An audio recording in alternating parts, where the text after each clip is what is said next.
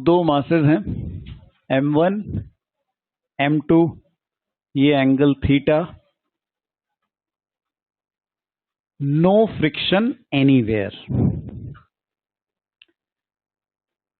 ठीक है ना। नीचे वाला ये जो है इंक्लाइन प्लेन, अगर ये फिक्स होता तो क्या होता है, इसका एक्सेलेरेशन निकाला था हमने, क्या होता है, जी साइन थीटा होता है। अगर ये फिक्स होता तो इसका एक्सेलेरेशन जी साइन थीटा होता है।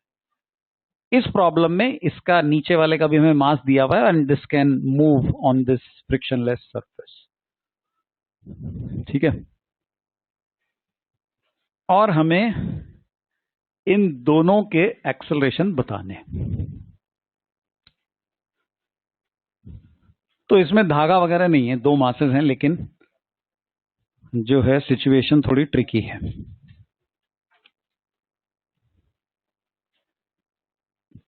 तो इनके एक्सेलरेशन बताने, क्या हमें इन दोनों के एक्सेलरेशन की डायरेक्शन पता है?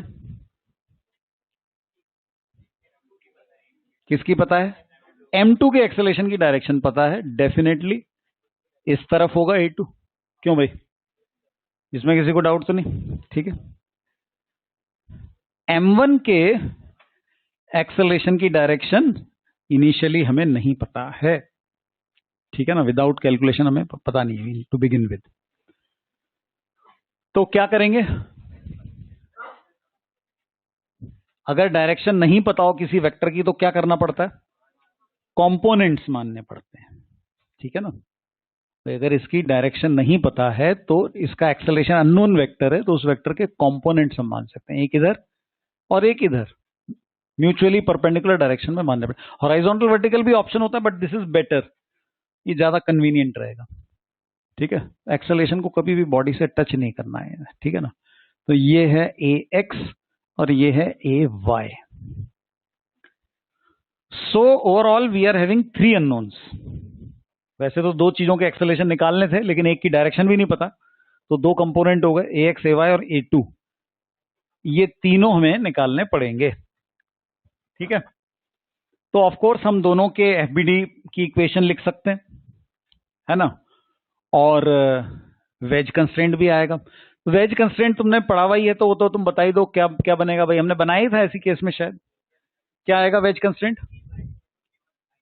इसके परपेंडिकुलर डायरेक्शन में इक्वेट करना है हमें, तो इसका तो हमने ay माना ही है इधर, और इसका a2 है, तो a2 का कंपोनेंट ये वाला a2 साइन थीटा आ जाएगा।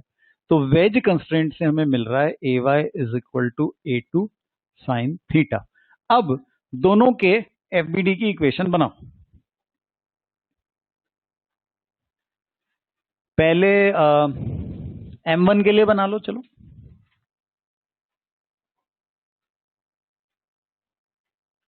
या चलो पहले m1 बना लो, फिर m2 बना लेना।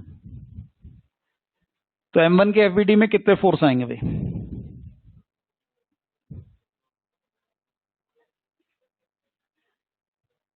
कितने फोर्स आएंगे? 2। m1g इसका वेट, और एक ही चीज के कांटेक्ट में है, उससे लगने वाला normal reaction.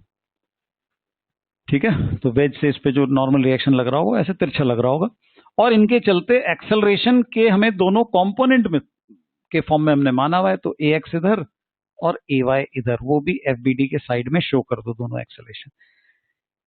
So now you have to write equation in both directions along the incline, perpendicular to incline, दोनों डायरेक्शन में इक्वेशन लिख लो।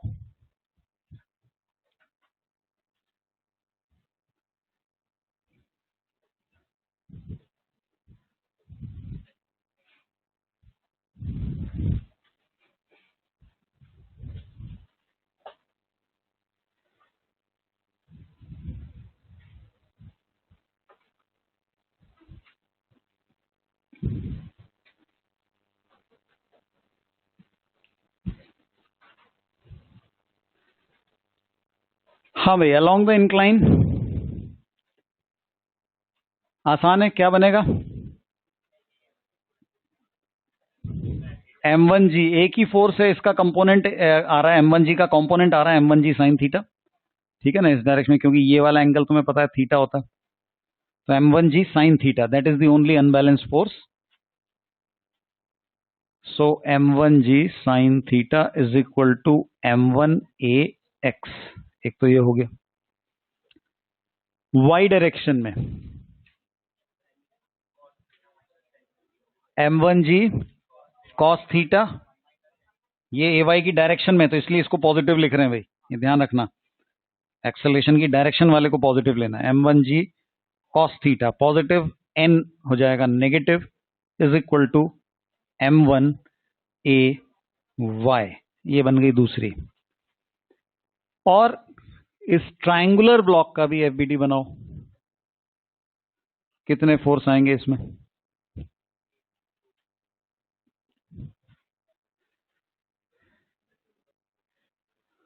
कितनी चीजों के कांटेक्ट में है ये? दो के कांटेक्ट में है. फ्रिक्शनलेस सरफेस है, दोनों से एक एक नॉर्मल रिएक्शन लग जाएगा और एक इसका खुद का वेट हो जाएगा.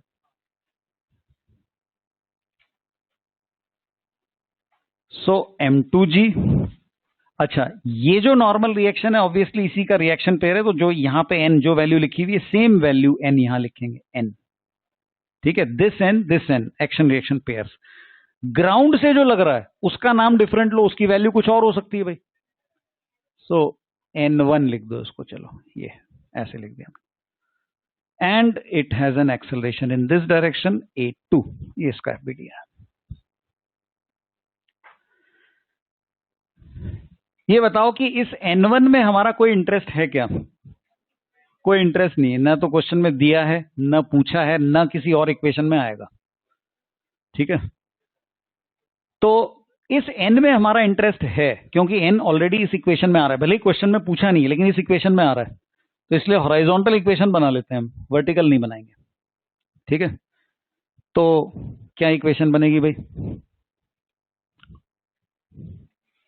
एंगल थीटा ये वाला है, तो यहां पे ये एंगल थीटा होगा, तो n का कंपोनेंट उधर क्या हुआ? n साइन थीटा हुआ, है ना. तो n sine theta is equal to mass m2 था और एक्सेलरेशन a2 था. 1 2 3 और 4 इक्वेशन हमने बना ली. और अननोन कितने हैं? ax ay a2 और n. 4 unknown, 4 equation can be solve करने की जरूरत नहीं है, मतलब ठीक है. आई मीन इसके आगे जो भी है मैथमेटिकल पार्ट है. ठीक है ना. 4 इक्वेशन 4 अननोन है तो सॉल्व करके निकाल सकते हैं. ये तो ये तरीका है. एक कंस्ट्रेंट इक्वेशन बनी और 2 इक्वेशन इस एफबीडी से आई, एक इक्वेशन उस एफबीडी से आई, ऐसे करके हमारा काम कंप्लीट हुआ. तो ऑफ कोर्स इसके आगे भी काफी मेहनत लगेगी. 4 इक्वेशन 4 अननोन है, तो मतलब थोड़ा लेंदी हो गया क्वेश्चन, है ना, बट कैन बी डन.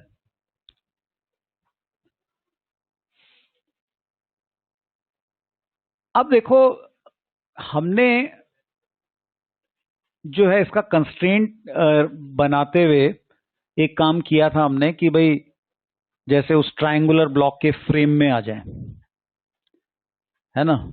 हमें जो है पहले तो ये देख लो, इनमें तो कोई डाउट नहीं है ना फिलहाल अभी तक जो हमने किया है. इसको हम थोड़ा सा इस सिचुएशन को और डिस्कस करेंगे. अभी तक यहाँ पे कोई अगर प्रॉब्लम है तो बता दो किसी को. ठीक है अभी तक तो. अब इसमें एक ऑल्टरनेट अप्रोच हम सोचते हैं कि भाई अब ये जो ऊपर वाला ब्लॉक है, हमें इसके एक्सेलरेशन की डायरेक्शन पता नहीं चल रही थी, इसलिए हमें दो अननोन मानने पड़े.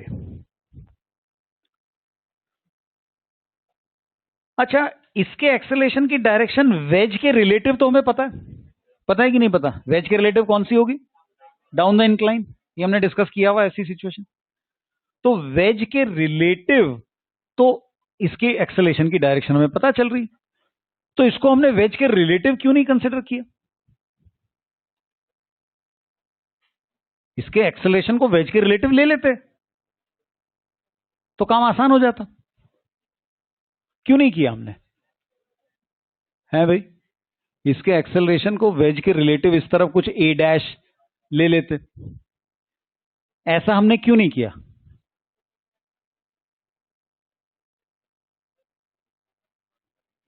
इसके एफबीडी को हमने वेज के रिलेटिव एक्सेलरेशन की डायरेक्शन पता चल रही है, तो एक ही अननोन आ रहा है ए डैश, ए एक्स ए वाई, दो नहीं मानने पड़ रहे, हमने किया क्यों नहीं ऐसा? कारण बताओ भाई उसका, थ्योरेटिकल कारण है उसका। ये ए डैश जो है ये क्या है, रिलेटिव टू वेज है, ठीक है ना, ये ट्रायंगुलर वेज इसके रिलेटिव है।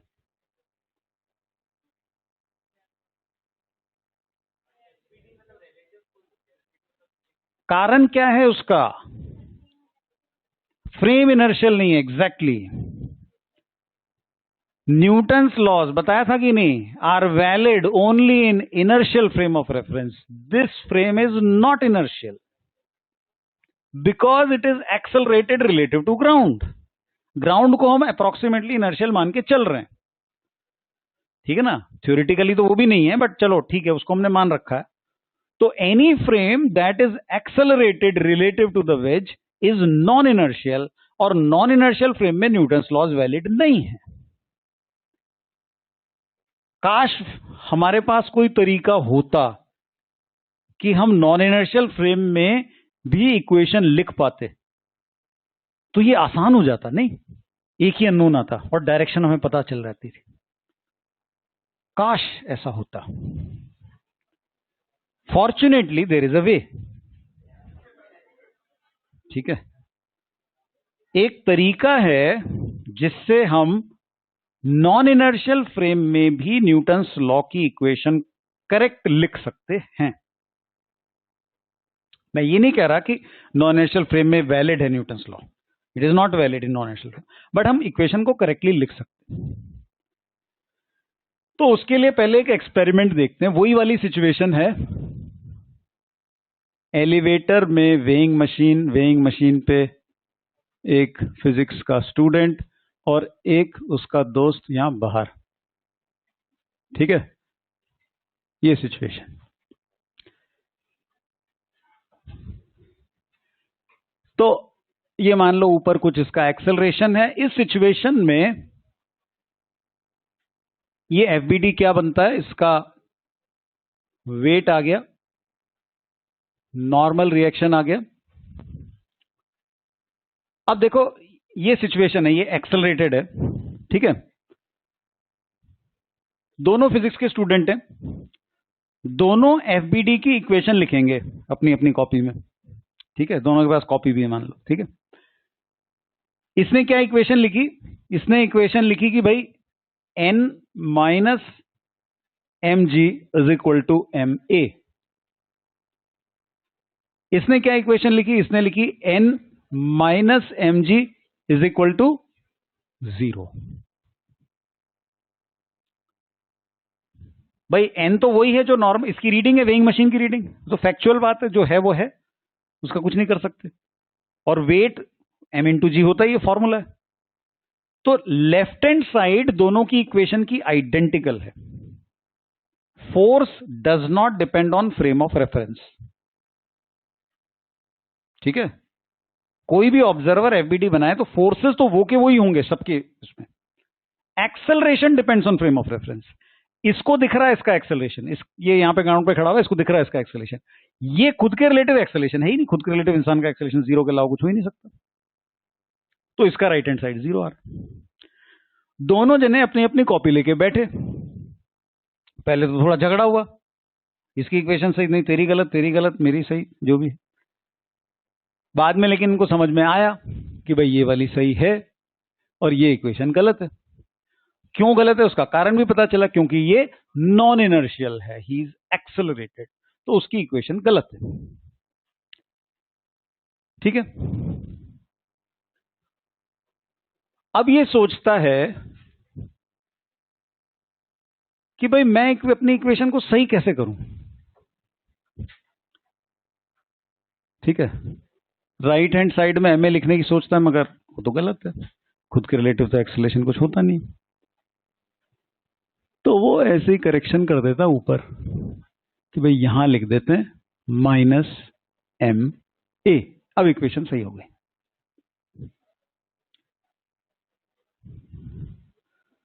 तो अगर ये करेक्टिव टर्म लगा दें, अगर ये करेक्टिव टर्म लगा दें तो इक्वेशन सही हो जाती है। जुगाड़, जुगाड़ समझ, ठीक है ना। ये कोई चीज काम नहीं कर रही होती है, कुछ जुगाड़ से चालू बना लेते हैं, तो वैसे ही इक्वेशन वैसे चल नहीं रही थी बट बना लिया जुगाड़ करके, ठीक है। तो अब n is equal to M G plus A आ रहा था, इससे भी n is equal to M G plus A आ रहा है, ठीक है ना। ये इक्वेशन ये लगाने के बाद सही हो गई।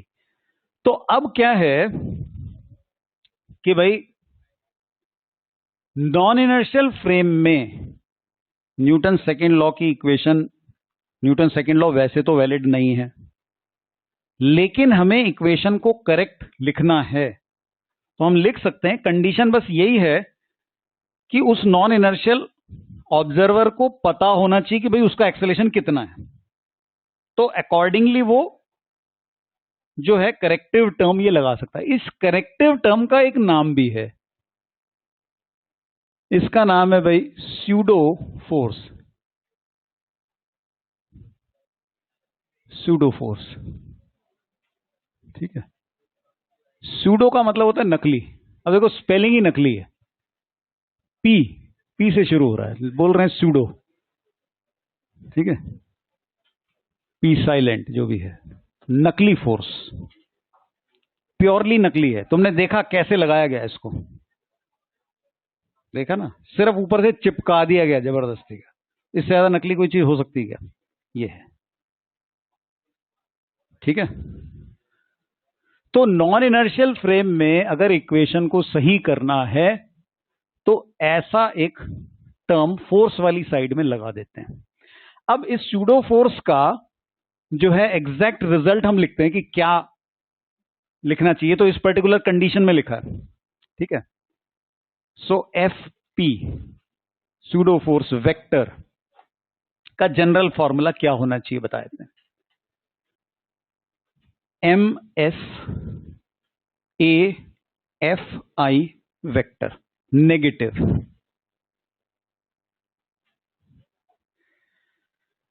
मास of the system. M S का मतलब है मास ऑफ द सिस्टम, जिसका तुमने एफबीडी बनाया उसका मास लेना है। एक्सेलरेशन किसका? Of the frame of reference with respect to inertial frame, A F I, acceleration of the frame of reference with respect to inertial frame. If you are inertial then your acceleration with respect to inertial is zero, तो ये अपने आप zero हो जाएगा। You don't need pseudo force. If you are inertial, you don't need pseudo force, so that will be zero. Newton's second law is as it is correct. कहने का मतलब अगर नॉन इनर्शियल हो तो ये pseudo force लगा दो, फिर तुम्हारी इक्वेशन सही हो जाएगी। तो ये है जुगाड़, ठीक है। तो ये ऐसी चीज है जो एक मतलब जुगाड़ हम सीख रहे हैं। This is not essential actually, बिना इसके भी सभी क्वेश्चन सॉल्व होते हैं फिजिक्स के, ठीक है ना। तो ये एक मतलब गैर जरूरी चीज है, लेकिन कुछ सिचुएशंस में इससे तुम्हारी प्रॉब्लम इजी हो जाएगी, ये है। तो ये इसका फायदा है कुछ सिचुएशन में, ओके। तो फॉर एग्जांपल ये जो सिचुएशन थी हमारे पास, ये जो करंट प्रॉब्लम थी, ठीक है ना, इसमें हमें फायदा हो रहा था। तो ये एफबीडी चेंज हो जाएगा अगर तुम इसको रिलेटिव टू वेज बनाओगे। क्या चेंज आएगा? अब इसके एफबीडी में, पहले इस एफबीडी में दो फोर्सेस है ना, उन दो को तो कॉपी कर दो as it is, m1g and n, ये तो रियल फोर्सेस हैं, तो रियल फोर्सेस तो एज इट इज रहेंगी। एक और फोर्स हम शो करेंगे, कौन सा? स्यूडो फोर्स, क्योंकि हम नॉन इनर्शियल फ्रेम में इसको ले रहे हैं, ठीक है। स्यूडो फोर्स की डायरेक्शन बताओ, किस तरफ लगेगा इस पे? लेफ्ट, राइट, अप, डाउन है भाई? डायरेक्शन क्या है? ए एफ आई वेक्टर की negative. Acceleration of frame of reference wedge, wedge का एक्सेलरेशन ये है, इसके ऑपोजिट इस डायरेक्शन में स्यूडो फोर्स लगेगा। नेगेटिव साइन लगा हुआ है इसलिए ऑपोजिट। मास लेना है जिसका एफबीडी बना रहे हैं, ये कितना था इसका मास? m1, तो मास आएगा m1, mass of the system. Acceleration किसका? फ्रेम ऑफ रेफरेंस का, a2, m1 a2। इतना स्यूडो फोर्स इस पे हम लगा देंगे इसमें, और एक्सेलरेशन अब हम डाउन द इंक्लाइन ले लेंगे a डैश।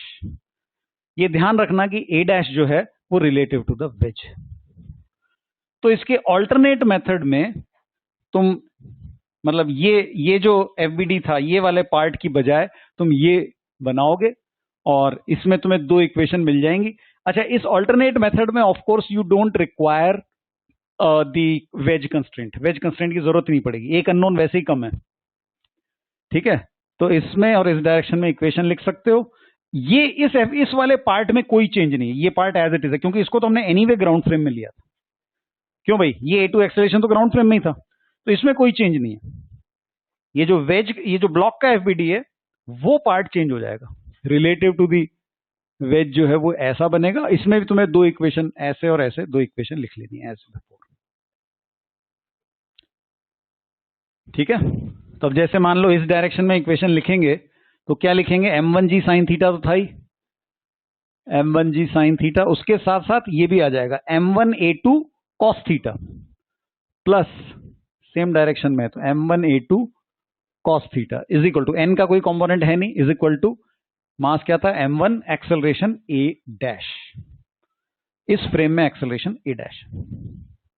और सिमिलरली इस डायरेक्शन में लिख सकते हैं n प्लस ये ऊपर की तरफ जो बचा हुआ कंपोनेंट है इसका m1a2 का कौन सा साइन थीटा वाला कंपोनेंट बचा हुआ है, और नीचे की तरफ ये है minus m1g cos theta, y direction में नो एक्सेलरेशन, जीरो।